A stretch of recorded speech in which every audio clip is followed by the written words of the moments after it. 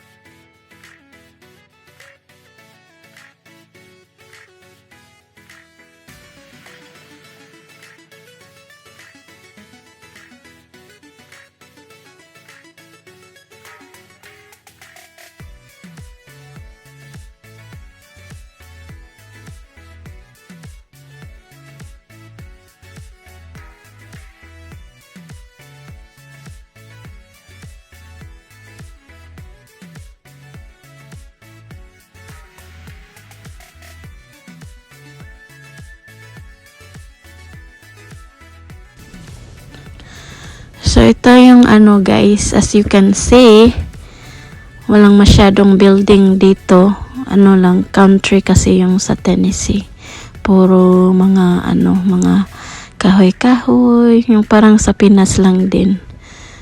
Iba kasi sa city, ang daming buildings. Pero sa Nashville, may maraming building na malalaki. Pero mas gusto kong manirahan sa lang, sa mga ganitong lugar. Ayaw ko ng city. Maglabad ang sa city guys. So ayan na guys, parang nasa Pinas lang tayo, diba?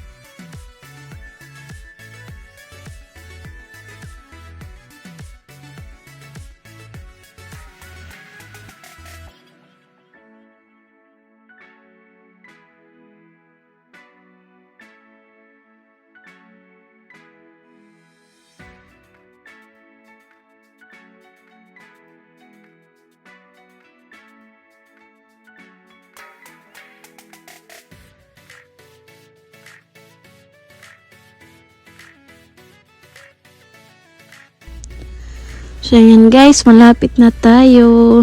Medyo, anong tawag dito?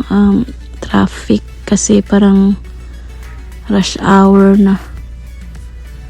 Ayan, pauwi na yung mga tao. Galing sa trabaho, ganyan.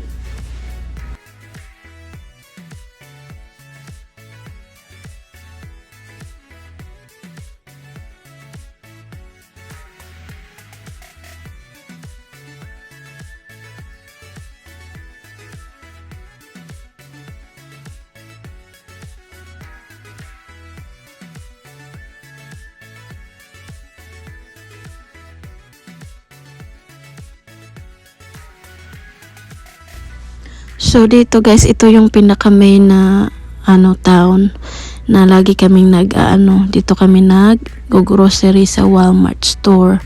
Pero minsan doon kami pag tinatamad, doon lang kami nag-grocery sa Food Lion malapit sa bahay. Pero ito yung mas medyo malayo sa bahay, Walmart. So ito yung pick up area nila, malapit na tayo dyan. Park lang tayo dyan kasi may naka-reserve naman sa mga pick up na order. Parking area sa mga pick up order guys sa online. So ayan, may police guys. So ayan guys, nandito na yung in-order nating donuts. Hindi ko na video yung paghatid sa sa employee sa in-order ko kasi na busy. Kaya ayun guys, pauwi na rin ako. Yun lang, easy lang siya. Punta ka lang dyan tapos mag-wait and then tapos na. Sila na yung kung grocery naman, sila naman yung maglagay sa trunk mo sa mga in-order mong groceries online. So easy peasy. Pag may baby ka, mas better kung mag-order ka online sa groceries. Kasi hindi mo na kailangan pumunta pa sa loob ng grocery store para mamili. Tapos may baby ka pa. So easy peasy pag mag-order ka ng grocery online. Kaso nga lang, yung yung may pros and cons. hindi ka makakapili ng mga fresh. Kasi kung ano lang yung madampot ng mga na-grocery sa grocery o in order mo, yun lang. Pero so far maganda naman yung order ko online. So ayan guys, pauwi na tayo. So ayun lang, easy peasy. Yun lang yung talaga yung sadya ko sa Walmart ngayon. Kasi mag-party yung si Kuya Kaden. So ayan.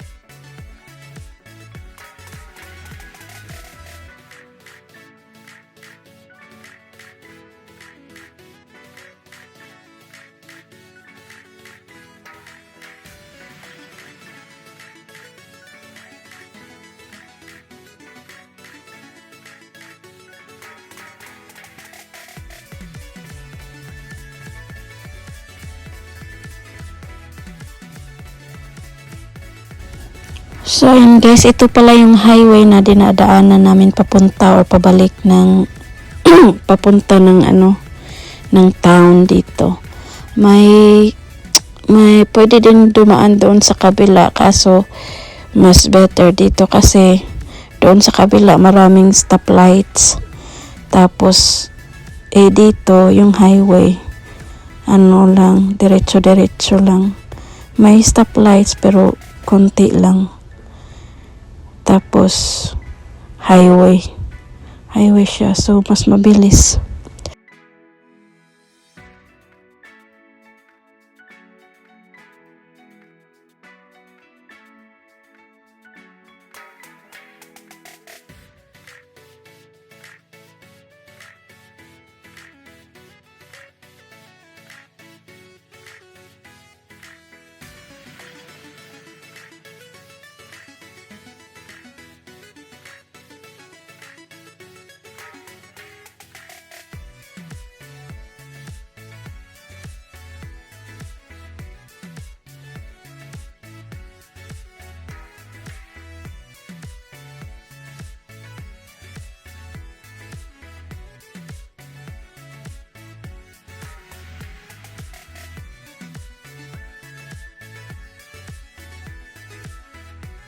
So, ayun guys, pauwi na tayo and sana nag-enjoy kayo sa video kong to and Thank you so much for watching, and we'll see you guys next time.